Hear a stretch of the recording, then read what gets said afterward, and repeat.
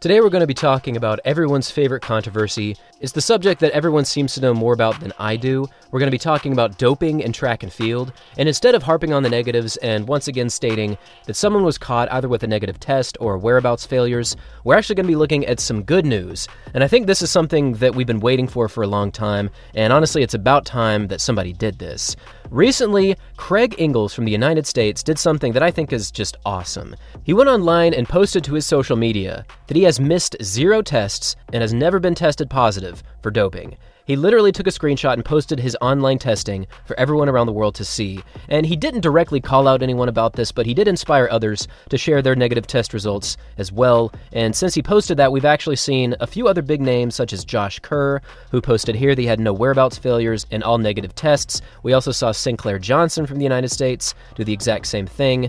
And the great thing about this that he followed up on, he came out and said, "Sorry if you don't care, but here's my last post regarding anti-doping. I've requested to USADA to allow athletes to voluntarily let their drug tests, supplements, and TUEs, mistests, and whatever else the athlete wants to be publicly available. I'm in no way saying that people should have to do this or feel pressure. It's just for the athletes to want their followers, friends, families, training partners, and competitors to have an insight into what goes on behind the scenes. Too often when people have a great performance, it gets questioned, and there's absolutely no way for an athlete to defend themselves. Here's to transparency. Also, let me know if you have other ideas."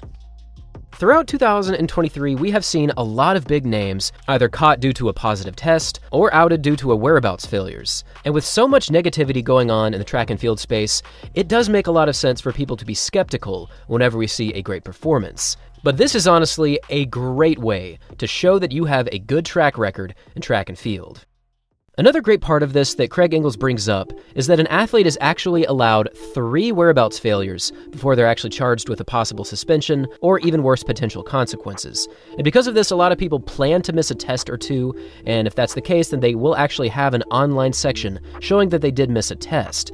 And he makes a point that a lot of people might have this and they don't want to show their online results. So he's basically bringing up the option to show your results, and if you do, then you're probably going to have a lot more faith from your fans, and if you don't, then potentially there could be some skepticism behind whether or not you've actually missed a test.